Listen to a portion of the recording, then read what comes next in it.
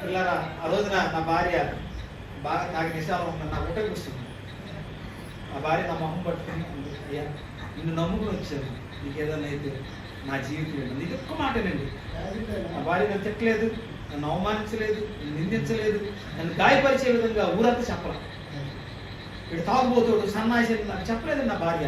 ఏమందంటే ఆ మొహం పట్టుకుని, అది నాకు బాగా గుర్తు, ఆ మొహం పట్టుకుని ఏమందంటే, అయ్యా నిన్ను నమ్ముకుని వచ్చాను. ఓకే ఎన్నారు బాగా, నిన్ను నమ్ముకుని వచ్చాను, నీకేదన్నా అయితే నా పరిస్థితి ఏంటన్నా ఒక మాట నా బ్రతుకును మార్చింది. హల్లెలూయా. ఆ మాట ఆ రాత్రి నాకు గుర్తులేదు, కానీ ఉదయం నేను లేకుండా నాకు గుర్తొచ్చింది. గుర్తొస్తే నా భార్యతో చెప్పా, ఇక్కడి నుంచి నువ్వు బాధపడే పని చేయను, నువ్వు బాధపడే పని నేను చేయను.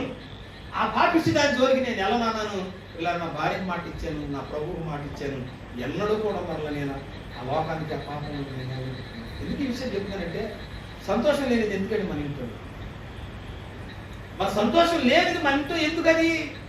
అది మన జీవితాలు నాశనం చేస్తుంది, అది మన జీవితాలు పాడు చేస్తుంది.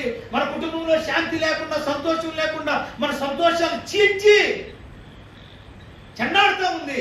అటువంటి మన జీవితం